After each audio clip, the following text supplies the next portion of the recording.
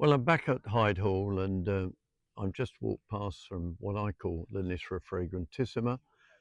It's beautiful blooms and lovely perfumes that are coming out. And looking back over here, okay, winter's passed and we're into spring now, but the hellebores are looking really very good indeed, with cornus poking their way through. Some rubus growing up on the hillside there. They're nasty thorns they have, but this winter garden is really worth a visit. I know I go on about it, but it does change as we go through the season.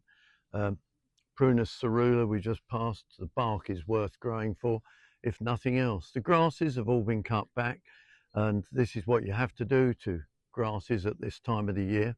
As I come through, we're going past some daphne that are just coming out into bloom here, and we're looking here at they're miscanthus, those grass that have been cut down, and you do cut them down to about 4 inches high and keep it in good condition. Look at the mixture of cornus here with their lovely colours, and of course the weaving that they do here, which is really pretty spectacular. This garden is well worth a visit if you're in East Anglia.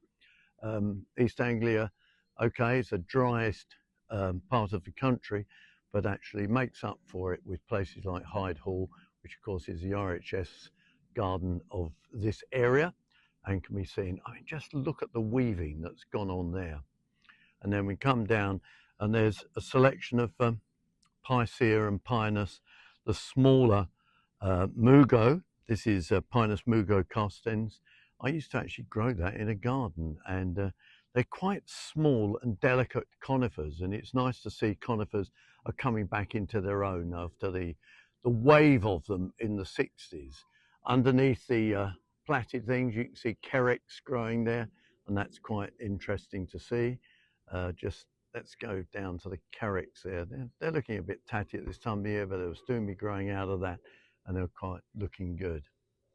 Here we come on to one of the lovely little areas that you could sit and rest, and onward, a few spring bulbs coming up here, and looking along the avenues which are created here to create interest. Particularly over here we've got China doxa just showing up on the bank here. Look at that lovely blue, giving a real sense of spring as we've actually sprung forward. Couldn't be better than a sunny day like today. And as I just look back here, we got a rubus. It's a ground cover rubus here. Again, I'll just home in on it. And to think that's part of the blackberry family, but what a great ground cover. And that will tolerate pretty dry conditions, and you could actually be growing that under trees, anywhere like that. In between, bit of sedums there.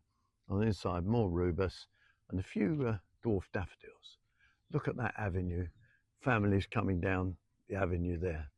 Let's walk onwards through to the garden here and on to the next section as we go through here. A bit jerky, aren't I? But anyway, here we go.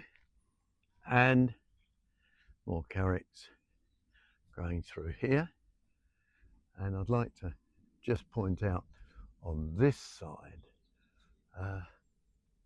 these are very popular at the moment. Edgeworthia, it's like Chrysantha grandiflora. They're very trendy at the moment. I don't know whether I like them or not, but let's just, I'll stand back from it and look at it as a bush. What do you think of that? It's quite attractive, isn't it? It's a bit like a hamamelis. There's a bee there on that one, trying to find some pollen, which is rather nice. An early bee, and there's the bloom. Pretty trendy at the moment as a plant. They really are. And more hellebores in here. Hellebores have really come into their own with the hybridization of them and producing all these different varieties.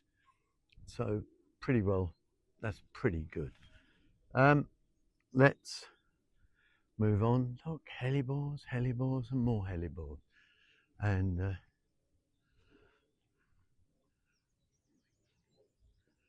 look at the little scillas here.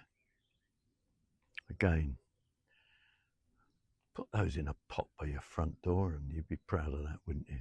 and they'd stay there for years, and also be remember, they'll stay there for years. You can overplant them with annuals through the summer period, and that would leave you them all through the year, which makes planting so much easier.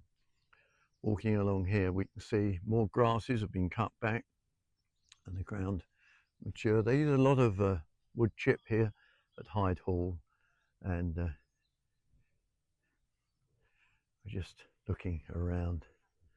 Some of the hazels are still looking pretty good over this side. And look, through there we got viburnums again with their colour.